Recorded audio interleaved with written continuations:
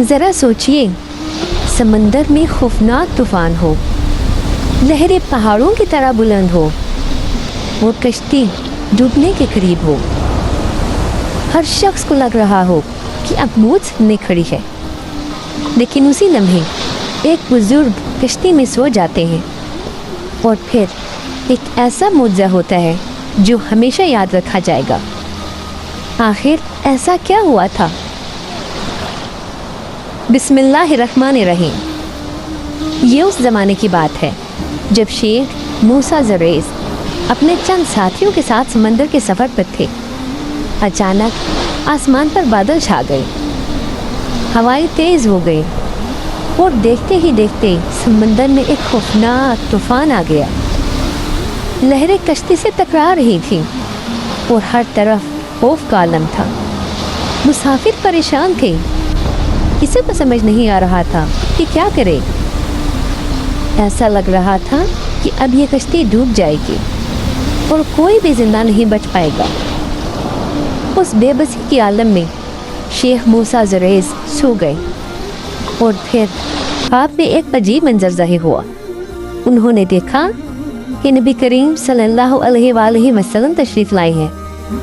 آپ صلی اللہ علیہ وآلہ وسلم نے بڑی شفقت سے فرمایا، جس کا مفہوم ہے اپنے ساتھیوں سے کہو کہ وہ مجھ پر اس خاص درود کو پڑھیں، اللہ اس کے برکت سے تمہیں اس مصیبت سے نجات دے گا۔ شیخ موسیٰ زریس نے وہ درود سیکھ لیا۔ جب ان کی آنکھ کھلی تو طوفان ابھی بھی شدت سے جاری تھا۔ انہوں نے فوراً اپنے ساتھیوں سے کہا، سب لوگ مل کر اس درود کو پڑھو۔ سب نے پورے یقین کے ساتھ درود پڑھنا شروع کیا، اور پھر وہی ہوا جس کا کسی کو یقین نہیں آ رہا تھا۔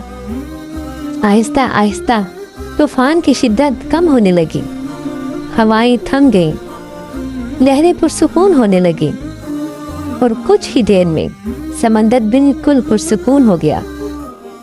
کشتی بچ گئی اور تمام مسافر سلامتی کے ساتھ اپنے سفر پر آگے بڑھ گئے۔ یہ وہ واقعہ تھا جس کے بعد یہ درود دنیا بھر میں مشہور ہو گیا۔